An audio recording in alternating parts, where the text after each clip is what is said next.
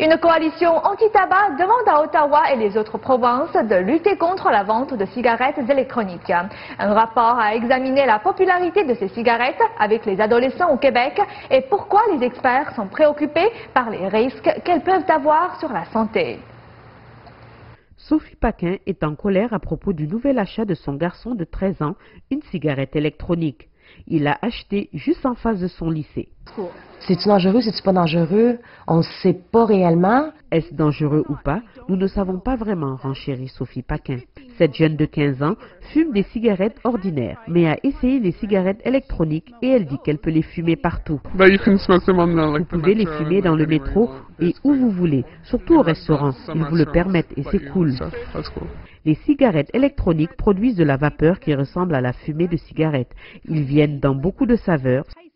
La Coalition québécoise pour le contrôle du tabac affirme que les cigarettes électroniques idéalisent le tabagisme et que le gouvernement doit réagir. Récemment, par exemple, l'État de New York a interdit la vente de ces produits aux mineurs. Je pense donc qu'il y a matière à s'inquiéter.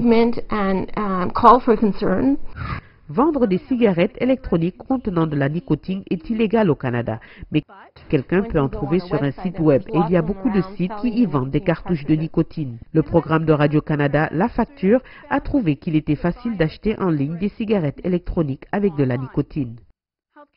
Santé Canada affirme que nous continuons de recommander aux Canadiens de ne pas acheter ou d'utiliser des produits de tabac électronique car ces produits peuvent poser des risques pour la santé et n'ont pas été évalués pour la sécurité, la qualité et l'efficacité. À ce jour, aucun produit de fumée électronique a reçu l'autorisation de Santé Canada. Le propylène glycol qui possède des propriétés d'antigel est souvent utilisé dans des gels et que celui que les fabricants de cigarettes utilisent est de qualité alimentaire. Mais il existe très peu d'études montrant s'il y a des effets à long terme si ce produit est inhalé.